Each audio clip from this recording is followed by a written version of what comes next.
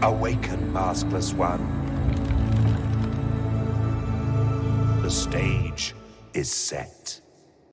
Para que un juego te enganche en estos tiempos no basta con que el arte gráfico sea impactante, música bien elaborada y jugabilidad fluida.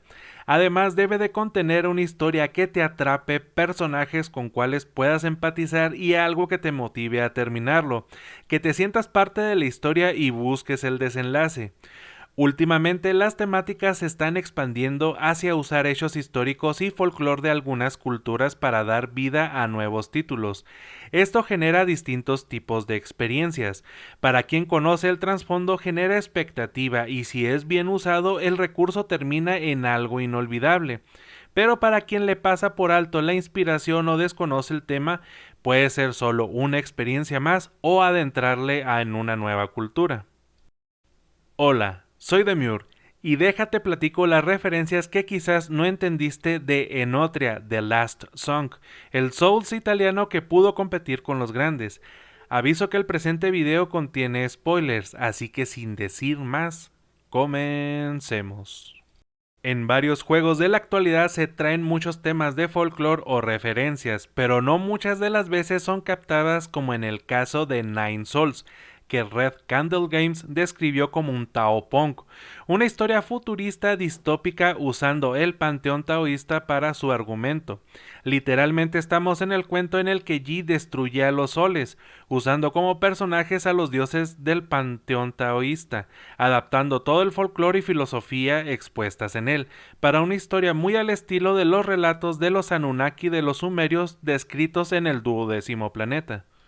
O como en el caso de Lies of P, que se basó en el cuento de Pinocho, pero no en la versión infantil de Disney, que la mayoría conoce, sino en la obra de Carlo Collodi, pero que también agregaron referencias a la cultura pop, pero dentro de las que pasaron muy desapercibidas y me imagino que es por la falta de lectura, fueron las referencias al cuento de Collodi, a otras obras literarias, el folclore italiano y la comedia del arte italiana, que a la fecha sigo siendo el único creador de contenido que ha hablado de estos temas en YouTube. Ahora te voy a presentar las referencias. Primero que nada, ¿por qué el juego se llama Enotria? Su nombre se debe a una región histórico-geográfica antigua ubicada al sur de Italia, difícil de delimitar, pero que ciertamente incluía las actuales regiones de Cilento, Basilicata y Calabria. Así como en Estados Unidos tienen a los nativos americanos, Latinoamérica a los incas, mayas, aztecas y demás sociedades prehispánicas, Italia tiene a los enotros, quienes fueran de las primeras personas itálica indoeuropeas. Enotria es una civilización antigua que debido a múltiples guerras y conflictos fueron desapareciendo, pero fueron una gran sociedad, lo cual dejó un vacío espacial histórico en el folclore. Si eres amante del vino, has de conocer botellas de esta región, ya que el significado de Enotria viene del griego tierra de las vides, y aún se reconoce a esta región con ese nombre. Entonces, que el argumento de la historia del juego es cómo Enotria está condenada y ésta desaparece con todo y sus habitantes, también es una referencia histórica a esta sociedad que se perdió en el tiempo. Entre los ítems del juego tenemos comidas y bebidas que sirven para generar resistencia, curar o infringir penalizaciones de estado, que estas son un homenaje a la gastronomía de Italia, ya que abiertamente sabemos a nivel mundial que es algo de lo que ellos están muy orgullosos. Durante nuestra aventura conocemos a ciertas deidades y en ellos también hay unas referencias. Maja o Maya, la diosa de la vida y la muerte, en la que vemos la preocupación de que nada florece, es una referencia a Maya de la mitología romana, quien fuera la diosa de la primavera y a quien debemos el nombre del mes de mayo, nombrado así porque era la época en la que se realizaban ofrendas en su nombre. Belta, de la mitología etrusca, quien fuera asociada como diosa de la vegetación y en ocasiones como diosa de la guerra, en algunos relatos se le describe como si tuviera interés en la ciencia, pero solo con fines bélicos. Por su parte, mecenate es la palabra italiana para mecenas, en español, una persona que apoya a artistas, escritores o proyectos creativos y culturales, a menudo con recursos financieros. El término deriva de Gayo Silnio, mecenas, un consejero romano de Augusto, que fue, por decirlo de alguna manera, patrocinador de poetas como Virgilio y Horacio. De ahí viene el nombre, pero el misticismo podría deberse al relato de Aracne, de la mitología romana, que se jactó de ser mejor tejedora que Minerva, el equivalente romano de Atenea, hecho que derivó en la competencia en la que Aracne derrotó a la diosa, pero Minerva la castigó convirtiéndola en araña por su osadía de hacer un manto en tono de burla que representaba los pecados carnales de los dioses. Lito, por su parte, es una palabra del griego que significa piedra o fósil, pero el tema que lo envuelve es algo que me genera mucha curiosidad, ya que se relata que cayó un meteorito y en este venía Lito. Se le describe como una entidad cósmica de la que se desconoce su naturaleza. El detalle de una deidad que llega de una estrella caída del cielo o meteorito es un relato también que tenemos en Lies of P de una entidad que transmite conocimiento a los humanos, pero que los alquimistas generan destrucción a base de experimentos por el estudio de este ser. La naturaleza del comportamiento de este ente está muy basado en las teorías del caos de los filósofos griegos y romanos. Mucho contenido del juego es nombrado con la jerga italiana, desde funciones del sistema hasta los consumibles, coleccionables y situaciones de la historia. Esto fue muy original por parte de los desarrolladores, pero también volvió confuso entender sus mecánicas, ya que para ser específicos utilizaron mucha de la jerga de los distintos tipos o expresiones de arte. En las velocidades de carga de guión utilizaron los tempos musicales, pero como no es cultura general fuera de Italia, esto no funcionó como esperaban, pero también es cierto que para eso existe el internet, así que sé creativo. En el argumento de la historia hay muchas referencias al teatro popular italiano conocido como la Comedia dell'arte, que fue un movimiento cultural nacido a mediados del siglo XVI, que con el tiempo logró formalizar y profesionalizar las compañías teatrales, haciendo realidad que se podía vivir de la actuación. Sus personajes se dividían en tres grupos principalmente, los Sani que eran la servidumbre, los Becci quienes eran los amos y los enamorados o innamorati. Sus tramas giraban en torno a las aventuras y vicisitudes de una pareja de enamorados ante la oposición familiar o tipos de entorno social. Los personajes de la comedia dell'arte están presentes en más obras literarias, ya que muchos autores los utilizaban en sus historias, ya que eran de uso común. También por eso los podemos ver en obras de artistas del calibre como Shakespeare, Carlo Collodi en el cuento de Pinocho, incluso Neo Wyss terminó utilizando nombres, conceptos, estéticas en algunos personajes de Lies of P. Sani, la primera máscara, debe su nombre al primer representante de los criados, del cual posteriormente este grupo adoptó su nombre. En su estética está presente el detalle de la gran nariz característica de esta máscara. También el hecho de que devorara a la gente de quinta es una referencia a que de todos los arquetipos de la comedia dell'arte, su instinto de supervivencia es el más fuerte.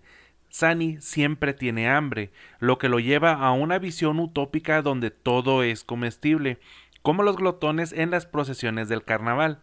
También tiene una visión animista del mundo, pues percibe un espíritu en todo, por lo que podría comerlo, situación que hemos reflejado con lo que pasa en Quinta, en los platillos que están servidos en las mesas. Por lo que pueden ver, representar a un personaje de estos requiere de mucho estudio y ensayo sobre un personaje, además del guión en el que participa, porque literal tienen que vivir como él. Esto derivó en que los actores que interpretaban a un personaje de estos lo hacían durante toda su carrera, porque era una tradición y modo de vida. Cada uno de estos actores también tenía un discípulo, con la finalidad de que aprendiera el personaje y lo heredara cuando éste se retirara, recibiendo de su respectivo maestro o maestra la máscara y el atuendo. Entonces, que Sani fuera el maestro de todos es una evocación a esta situación, lo que me lleva al tema de las máscaras. Los rasgos de muchos de estos personajes son algo exagerados porque la intención es que sean fáciles de identificar, por ello las descripciones de los atuendos, pero para los detalles de los rasgos de las caras se usaban máscaras para llegar al cometido, así que también el uso de máscaras, que recibamos papeles al derrotar jefes o completar misiones y al derrotar un jefe nos digan actor desenmascarado, es una alusión a esta situación de la comedia dell'arte. Otro detalle curioso con las máscaras está en moreta, que deriva de la palabra moro que significa negro, ya que moreta era un tipo de máscara negra que usaban las mujeres de la aristocracia con dos intenciones. La primera, y es la misma situación del paraguas o parasol, evitar que las mujeres nobles se quemaran su piel durante exposiciones al aire libre, ya que la moda era ser de tez clara y cualquier rasgo de bronceado denotaba que se trabajaba bajo el sol, lo cual sugería pobreza. Y segundo, que la mujer se quedara callada, ya que esta máscara se usaba en viajes largos. No se sostenía como un antifaz, sino con los dientes, ya que a la altura de la boca había una cuenca, la cual se apretaba para que esta máscara no se cayera, que hace juego con el voto de silencio de este personaje al ser separada de su amada. Los principales enemigos del juego, Spaventa, Pantalone, Balanzone y Arlequino, junto con Pulcinella, están directamente inspirados en los personajes más conocidos de la comedia del arte, ya que ellos son los que se usaban para complicar las tramas y quienes estaban a cargo de las secuencias de acción, acrobacias, coreografías de peleas y el alivio cómico. Así es, mi tremendo fan de Lies of P. Pulcinella y Arlequino son originalmente personajes de la comedia del arte y por ello es que para mí no fue una sorpresa que en Enotria Arlequino fuera el final boss. El Capitán Spaventa es la representación de Il Capitano o Capitán Matamoros. Por ello su estética, incluso el nombre es un detalle muy ingenioso, ya que Spaventa es una palabra del italiano que significa asusta o asustar, que lo podemos interpretar como el capitán que asusta, lo cual hace alusión a una situación del personaje de la comedia del arte.